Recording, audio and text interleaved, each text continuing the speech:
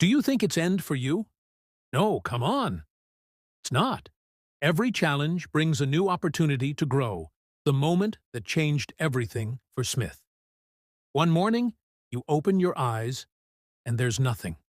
No shapes, no colors, no light. Just an endless void. The doctors have no answers. The world you once knew is gone, vanished without a trace. No warning, no second chances. This is the reality Smith faced overnight. But here's the twist. Instead of surrendering to the darkness, he did the unthinkable. He built an empire from it. A thriving online business, reaching millions, generating staggering profits, all without ever seeing a single screen. No clicks, no scrolls, no visuals, just pure, relentless determination. This isn't just a story of survival. It's a masterclass in turning your greatest weakness into your most powerful weapon. And it all started the day the lights went out. For good. It wasn't always this way. Just a few years ago, Smith lived in a world of color. Vibrant, fast-paced, full of possibility. Then, without warning, it vanished. A rare neurological condition attacked his optic nerves, stealing his sight in a matter of weeks. No gradual decline. No time to adjust. One day, he was scrolling through his phone, laughing at memes, planning his future. The next, the screen went black, and never came back. The doctors called it irreversible. The specialists offered no hope. The life he knew, driving, reading, watching the sunset, was over. But the real devastation? The crushing isolation. Friends who didn't know how to act around him. Job interviews that ended before they began. Employers who saw his cane and instantly shut down. "We'll call you." They never did. Savings drained. Bills piled up. The government assistance? A joke. He was drowning, trapped in a system that treats the disabled as an afterthought.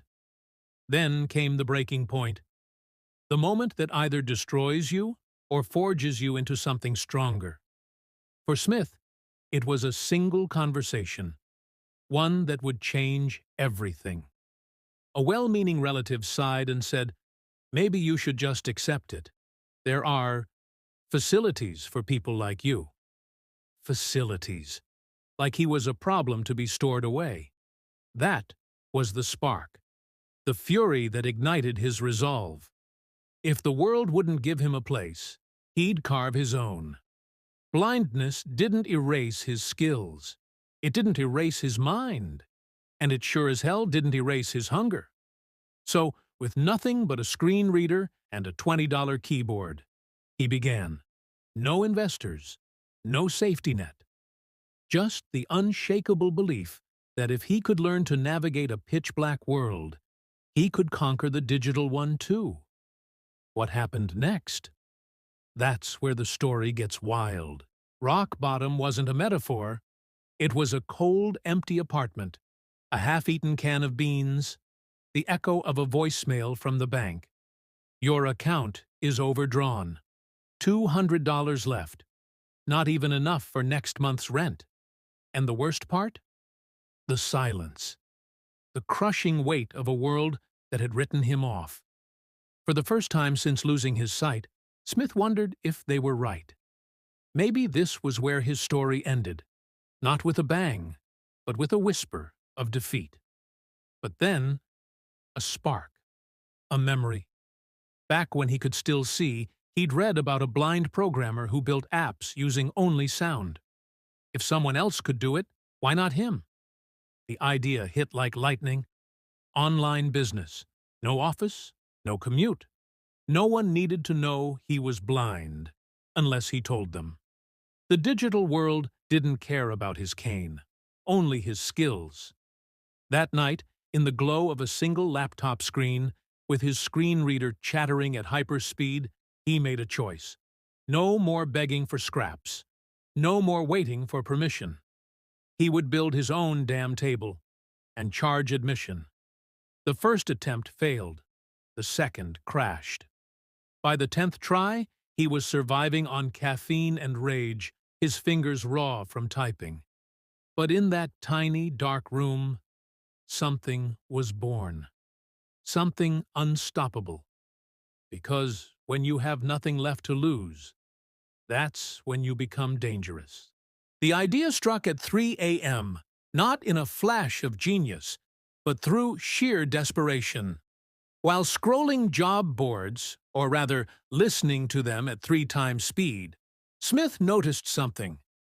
Thousands of small businesses needed help with service, such as accessible web design, audio editing, voice coaching. But most couldn't afford agencies. That's when it clicked. He could be the bridge. No fancy office, no overhead, just raw skill delivered digitally. He spent 72 hours straight building a one-page website using a screen reader and keyboard shortcuts, his fingers moving like a concert pianist's. Then came the hardest part. Waiting. 3 days. No replies. Doubt crept in. Then, a ping. His screen reader announced it like the voice of God. PayPal notification. $100 received. A client in Australia needed. He'd done it. Actually done it. That first payment wasn't just money. It was proof the world still had a place for him. He played the notification 17 times. That night, he bought a proper meal for the first time in months. Not ramen, a real burger. And as he savored it, he made a vow.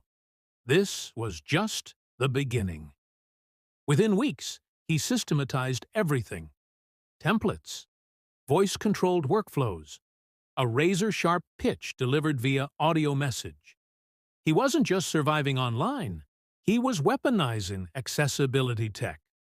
While others relied on visuals, his lack of sight became his secret advantage. Faster audio processing, meticulous organization, and an uncanny ability to hear inconsistencies in code or audio that sighted people missed. The screen reader wasn't a crutch. It was his superpower. No one believed in a blind founder. The $100 became $1,000. Then $10,000. But as Smith reached for more, the world pushed back hard. Potential clients would ghost him the moment they discovered he was blind. "We need someone who can use design software," they'd say.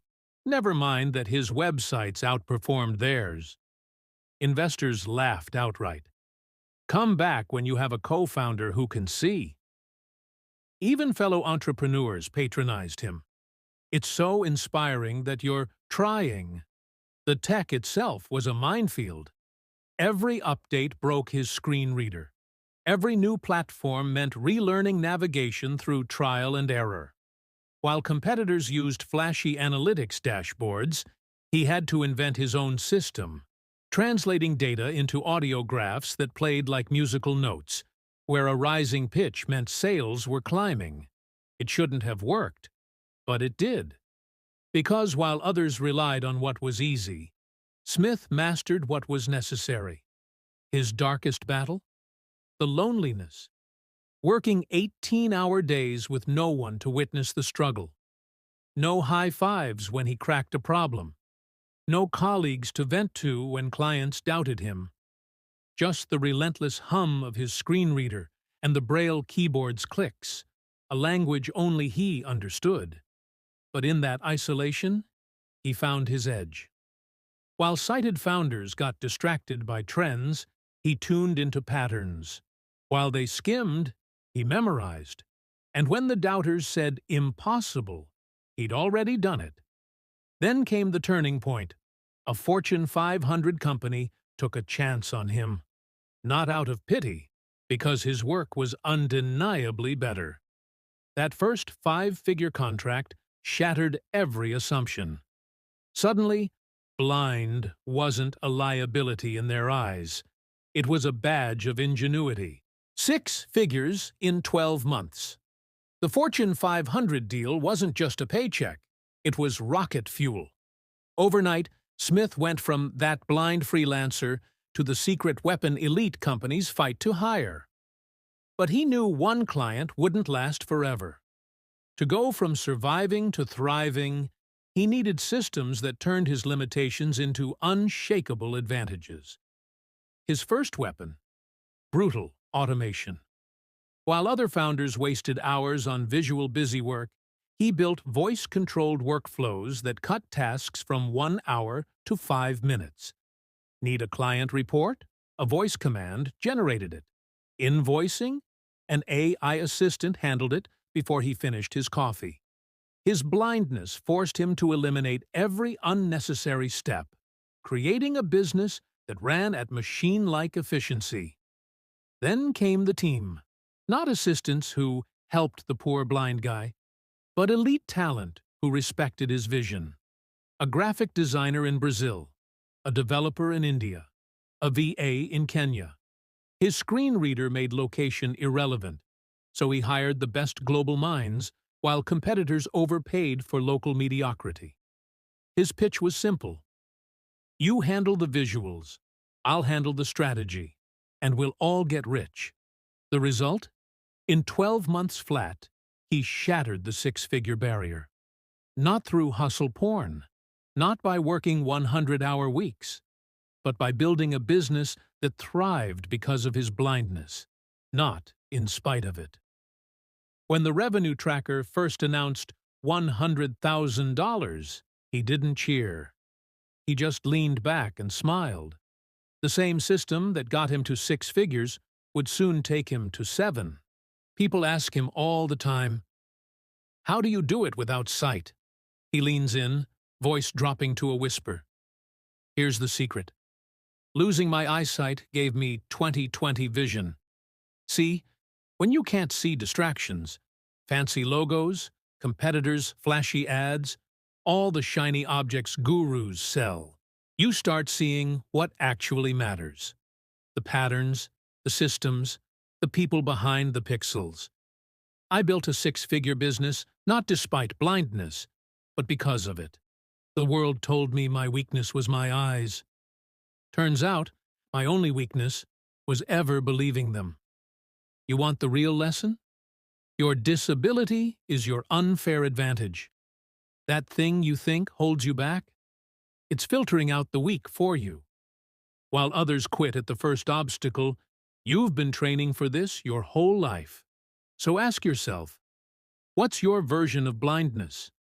The handicap you've let define you? Now go build your empire with it. You're not trapped by your circumstances. You're trapped by what you think you need to see to succeed. Go out there and succeed.